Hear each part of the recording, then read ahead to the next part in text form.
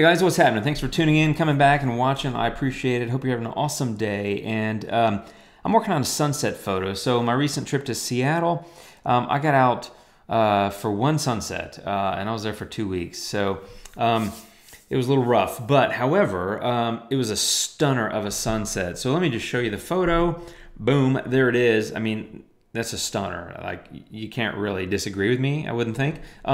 It started life like this though, and so I was shooting with a 28mm prime lens, and it's, as you can see, it's a little bit curved at the bottom, and there's a street light and that sort of thing in the way. I took care of all that, made it look like this, which is a lot more how I remember it. And if you hadn't, I don't know if you're new or not watching my videos, but if you haven't figured it out yet, I kind of edit based on how it felt, not really how it looked. So it didn't really look like that. It was actually more vibrant than that, and that's because this is a RAW file. So RAW files never really look the way things really looked. But I like to apply my, let's call them artistic sensibilities to a photo, and this is where I landed. So let me walk you through how I did that. And by the way, this was, I was at Pike Place Market and shooting, it was, you know, sunset, obviously, but I was shooting some of the neon at Pike Place Market, which I love to do.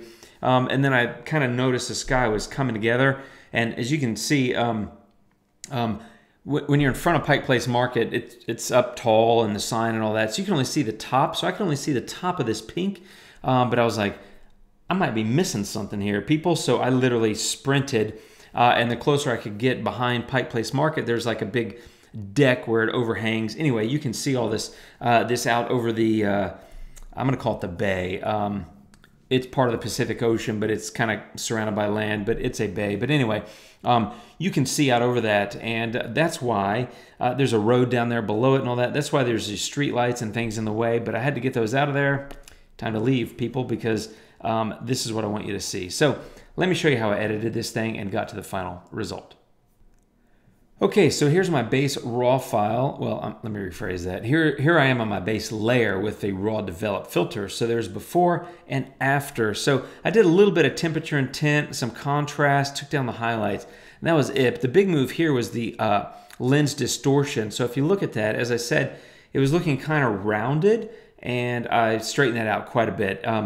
If you don't use lens distortion, it works great. And I gotta admit, I don't really remember seeing a whole lot of distortion with the 28mm prime before, but I definitely noticed it in this photo. But thankfully that slider, I went from that to that, flattened out that horizon, looking good. However, as you can see, I got streetlights and stuff in the way. So my next thing to do was go to the erase tool, which is up here. You just go to tools and click on erase. And all I did is I just painted over those things. And so let me show you the before and the after. Now, I don't know if you can tell, but over here, this little section here doesn't look that great, actually. So I'm going to come back and fix that in a minute. But my primary goal was get rid of the distractions, because nobody wants to see a street light sticking into a gorgeous sunset. That just doesn't work, right? So that's what I was able to do. So there's before. So two things over here in the bottom left, and this street light here. And the after, they're gone, right? A little bit of a mess up in this cloud. I gotta admit, the erase tool in Luminar, sometimes it works amazingly well, sometimes it works okay. But you have clone and stamp as well, which I think works great. So I came back and used that. However, I wanted to do that later. I was looking at this and I was kind of excited about all this color. So that's what this next layer was about. So I just started hitting it with a few filters. Wanted to up the, I don't know, the excitement level a little bit. I mean, gorgeous color, but I wanted to bring it to life. So a little bit of clarity just gives it a tiny bit of, you know, depth. Polarizing filter, you know, tames a little bit of the brightness in the sky. Again, all of these are very gentle edits. When you have a lot of color like that, you don't have to go over the top and slam the saturation and all that. If you can update some contrast and do some color moves, you get a lot of pop out of a photo without really overdoing it. And so I'm speaking to myself probably more than anybody else, because I have a habit of wanting to overdo it. One of these Seattle photos that I put in that vlog actually was the HDR. I actually had to redo it. I had the vlog ready to go, and I had this HDR, and I just literally crammed it. It was over the top. I was like, God, this is so cool. And I put it in the video, and I was literally about to share it, and I was like, yeah, Jim, maybe you should tone that down a little bit. So I actually went back and re-edited the HDR. So I may do a video about that HDR, but the initial version was over the top. My point being is I'm not saying, hey, folks, be careful. I'm saying, hey, Jim, be careful when I do these videos. Anyway, I'm getting off topic. Color temp was next. And so again, I just wanted to add a little bit of warmth here. So a little bit of temperature and tint, both to the right. Saturation and vibrance, both to the right. Again, 15 and 10, so very slight. These gentle moves. The other thing, what I was going to say is these gentle moves, they're gentle, but I'm doing subsequent moves, right? I got color temp, I got, saturation, vibrance. I'm about to get color balance. And so you start stacking edit upon edit upon edit.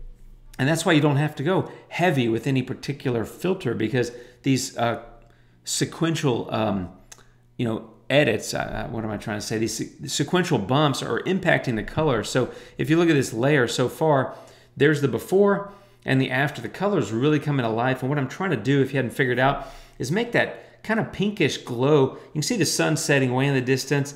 That light is hitting the bottom of those clouds and it's really creating some nice pink. I'm just trying to pop that a little bit. So with color balance, I didn't use shadows or highlight. Yeah, that's right. I just did midtones. So midtones, I took the blues a little bit more to the red, and I took the greens a little bit more to the magenta, and a little bit of blue away from yellow. So just a slight massaging. I don't know why I did that with my hands. It's kind of weird. But anyway, that's where I am so far. Next, I did image radiance, and it just, again, it's a 10. I didn't even move anything else. You almost can't notice.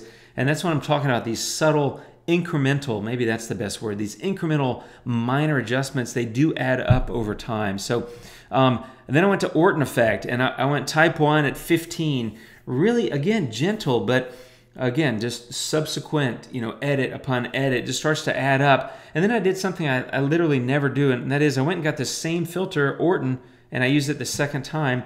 And this one's got a bit more of an impact to it, as you can see. And I gotta admit, I don't really know why I did it that way.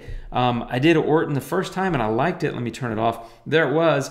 And instead of just dragging more, I just went and got the filter again. And so I gotta admit, I'm not really sure why I did that. I just kind of did. I just duplicated the filter and then dragged the slider to the right a bit more, but I kind of liked it. It creates more of that moodiness, more of that drama, and it's helping it really glow a lot, I think. So that's kind of where I was. So that was really it for the sort of creative edits, which were, definitely creative, but at the same time, I mean, I started with the photo that already had a lot of color in it.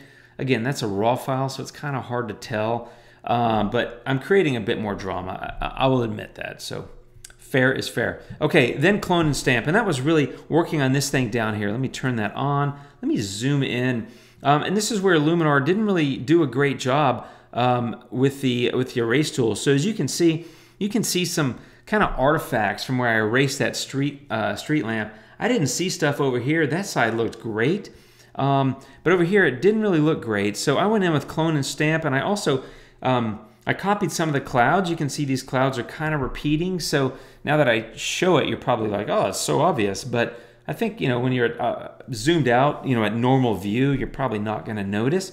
I also straightened out the coastline a little bit because it was getting a little bit wonky. But that's the beauty of clone and stamp. I think now that you look at it, you probably wouldn't say, oh, Jim, you totally just copied that, man. What are you doing? I think you would say, oh, nice sunset. Because what I'm really trying to get the viewer to look at is this, it almost looked like a funnel cloud, like a tornado was going to start, which thankfully it didn't, and I didn't expect one. But the way the cloud was shaped, it looked like it was spiraling out of there and spiraling into this big sort of bloom of color. So that's really, to me, the focal point of the photo. And I think the fact that, now that you know my little secret over here, I think it's probably not recognizable. And then I just came in with a denoise and I applied that across the photo. Literally, I didn't even mask it in because I'm not trying to preserve detail in this little bit of coastline or the little bit of mountain range that's in the distance. There's nothing there to focus on. I don't really care. So I literally hit denoise across the entire photo without masking, which I don't do a lot. But that softened up some of the little bit of noise that I had in the photo. And let's see. Oh, it didn't. Yeah, ISO 500. So, I mean, tiny bit of noise. It was immaterial. There's the before, kind of bowing, some stuff that's in the way. These street lights and the color didn't really pop. And the after, much better, I think.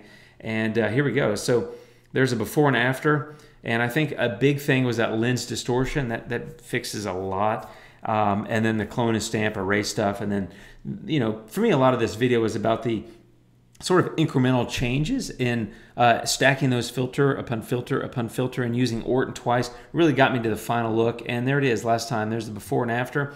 And that's the way it was. It was a gorgeous sunset, and I was really thankful I was standing there shooting it. So I came literally close to missing it. So I'm glad I didn't, because I walked away with a bunch of photos that look like this. And that's it, my friends. Thanks for watching. I appreciate it. If you have any comments, hit subscribe if you haven't. Like, share, do those kind of things. I appreciate it. I'll be back with more videos soon. Have a great day. Thanks for watching. Take care, and adios.